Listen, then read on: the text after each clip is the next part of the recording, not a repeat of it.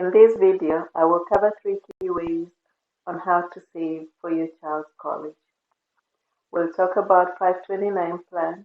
There are 2 types: Coverdell Education Savings Account, ROTH IRA, and at the end of the video, I'll share some additional bonus information. Hi, my name is Kate. I'm your college and career prep consultant. If you are not already a subscriber, you know what to do. Hit the subscribe button and the notification bell to get updates when we put out new content. If you find this video could be helpful to someone else, please share. When it comes to saving for any goal that you may have, leave alone college, we say prepare rather than predict. Preparation trumps a gamble. When you have an opportunity to stash away money, do it. Make the most of what you have today. Even if it's a small amount, those dollars will add up. Remember, you are investing in yourself and you are worth it. Savings fall into 2 broad categories: cutting back or earning more. The first takes more of a minimalistic, budget-focused approach. The second encourages the pursuit for additional income that can be deposited into a savings account. Your best approach depends on your personal situation. Though you can invest your college savings in various places, these options that I'm about to share generally carry the most benefits for college-bound students and parents. Make a choice and stick with it. Any amount of savings is better than none at all. Let's talk about the 529 savings plans. A 529 saving plan is specifically designed to help families set aside money for college. Any U.S. citizen or resident 18 years or older can open one of these accounts. Adults can open one to pay for their own educational expenses. There are 2 types of 529 plans as mentioned earlier: the prepaid tuition plan and the college savings plan. The prepaid tuition plan allows you to purchase all or part of your college credits at a current cost. Your money is guaranteed to grow at the same rate as tuition. So if you pay in half of tuition at today's price, it will always be worth half tuition 10, 20, or even 30 years from now. These plans come in many forms, with some covering only tuition and fees, and others covering all qualified higher education expenses. There are separate 529 plans for private and public colleges and universities. More information is found at www.savingforcollege.com. Nearly every state offers a college savings plan, which is the second option of the 529 plan. The plan resembles a retirement account in that the money you contribute gets invested in options like mutual funds, and your account value varies depending on how well your selected investment does. Tuition rates are locked in as they are for a prepaid plan. However, 529 plan has the potential to earn greater returns over time. Advantages of the 529 plan: funds grow tax-free and will not be taxed when taken out for college-related expenses. These accounts are low maintenance. Your bank or company payroll department and the program manager will handle the investments. You don't have to worry about meeting regulations and everything else. You as the donor stays in control of the account and can assure money is used for its intended purpose. They have high contribution limits. Everyone is eligible regardless of income. There are no income limits. Disadvantages: contributions are not federally tax deductible. State tax benefits vary depending on where you live. Withdrawals not used for qualified education expenses are taxed and penalized. So if you don't use the money for education expense only, you will be taxed and you'll be penalized. The prepaid tuition plan are often limited to public in-state schools, so the beneficiary won't receive the maximum benefit if they choose to go to an out-of-state or private school. Investment options are limited to pre-established portfolios set by the plan manager. So the plan manager has control of where you invest, unless if you advise different, and if you can make those changes. How accounts and distributions affect FAFSA varies on who the account owner is and when the contributions are made. Note, under the federal law, 529 plan balances cannot exceed the expected cost of the beneficiary's qualified higher education expenses. So if you plan for your child's four-year college to cost $200,000, that's all you can save on a 529 plan, not more than that. The next option for saving for college is the Coverdell Education Savings Account. This savings account is very similar to the 529 college saving plan, except that the contributions can also be used for qualifying elementary and secondary school expenses.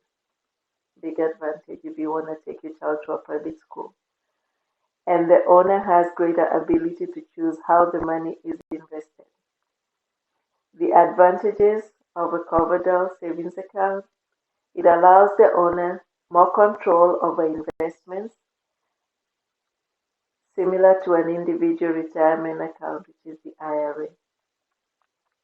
Another advantage is that the funds grow tax-free and will not be taxed when taken out for education-related expenses. This account can be used to pay for private grade school and high school expenses prior to college, but also can be used for college. Disadvantages of a Coverdell savings account are income restrictions. You must make less than 110K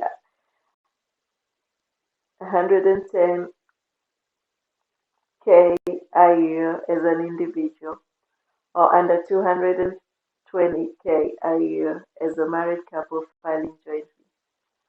This account has a low contribution limit. You can only contribute $2,000 per year per beneficiary.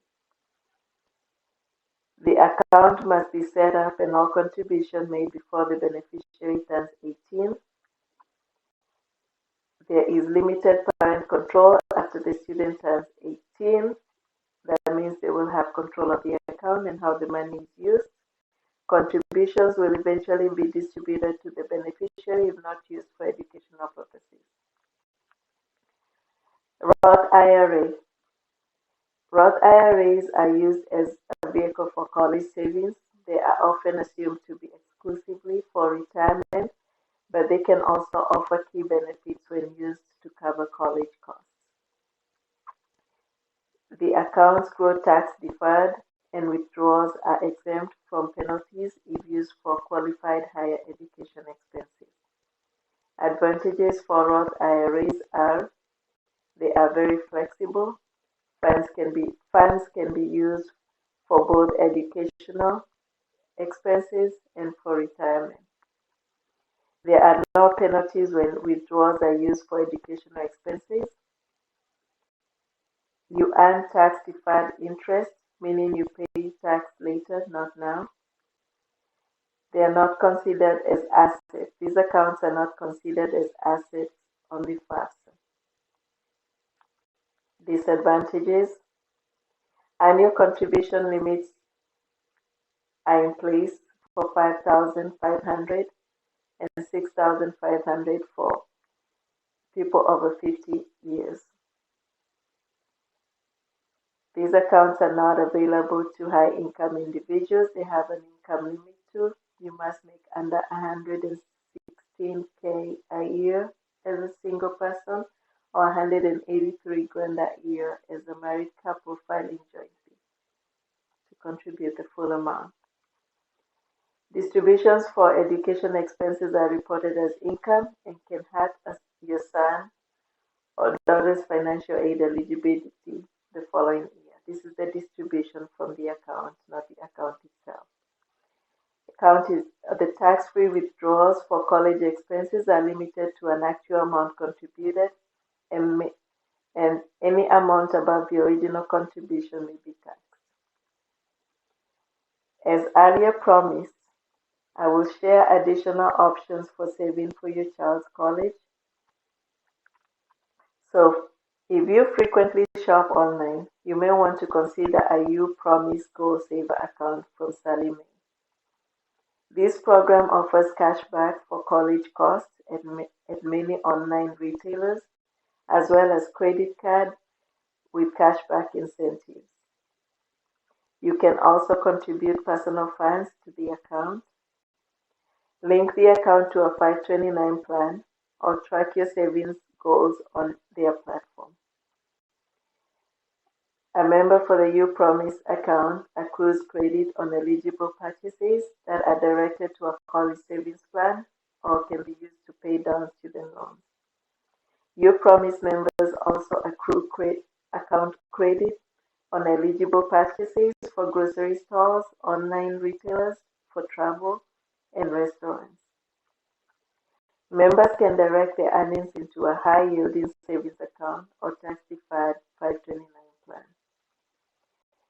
You can use this account to pay down eligible student loan debt or request a check, as the money is not required to be spent on college-related expenses. Another option for saving for your child's college is using interest-bearing savings account. An example of this account is a CD account. This type of account has fixed time, period, and interest rate. They usually have higher interest rates than regular savings accounts. You cannot access your money until the term ends. So for CD accounts, the way they work is you open an account with a bank. Most banks offer these CDs accounts. You have a limit. You have some time limit, some term limit such as 6 months, 12 months, 18 months. Whatever term limit you select is what you stick by. So if you put your $5,000 in that account, they will give you a certain interest rate. The higher the amount you save on these accounts, the higher the interest rate. But also, you cannot touch that money until the term is completed.